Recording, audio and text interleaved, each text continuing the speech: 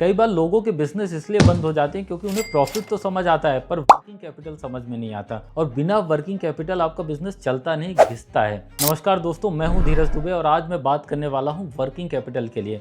Working capital क्या है? साधारण भाषा में आप समझ लो, जो भी आपके डे टू डे ऑपरेशन के लिए, रोजमर्रा के बिजनेस में जो भी खर्च होते हैं वही वर्किंग कैपिटल कहलाता है। चाहे वो रॉ मटेरियल परचेज करना हो, चाहे आपकी एम्प्लॉय की सैलरी देनी हो, या इलेक्ट्रिसिटी का बिल पेमेंट करना हो, या अन्य अदर जो भी एक्सपेंसेस हैं, यही एक्सपेंसेस आपके वर्किंग कैपिटल कहलाते हैं।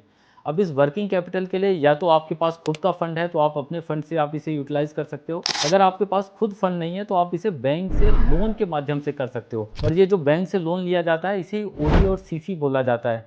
ओडीसीसी लेने के लिए एक बड़ा कॉमन क्वेश्चन आता है कि क्या इस ओडीसीसी के लिए भी मुझे कुछ प्रॉपर्टी या कुछ कोलेट्रल देना पड़ेगा? तो नहीं दोस्तों, मुद्रा या सीजीटीएमएससी स्कीम ऐसी बनाई गई है सरकार के माध्यम से जहां आपको किसी भी कोलेट्रल की जरूरत नहीं होती और आप अपने वर्किंग कैपिटल के जो ये गैप होता है आप उसे फिल कर सकते हो। तो अपने बिजनेस को रन करने के लिए और स्मूथली रन करने के लिए आपको वर्किंग कैपिटल की जरूरत है, तो आप इन स्कीम का भी आप लाभ उठा सकते हो। आपको कहीं भी जरूरत समझ में आती है, चाहे वो प्रोजेक्ट रिपोर्ट से रिलेटेड हो, इसके लिए सीएमए रिपोर्ट एक्चुअली लगती है, सीएमए रिपोर्ट बनवाने हो या किसी भी तरीके की और जरूरत हो तो आप हमें कांटेक्ट कर सकते हो। अगर आपको मेरी इन्फॉर्मेशन अच्छी लगती है तो चैनल को लाइक और सब्सक्राइब करना मत भूलिएगा। Thank you.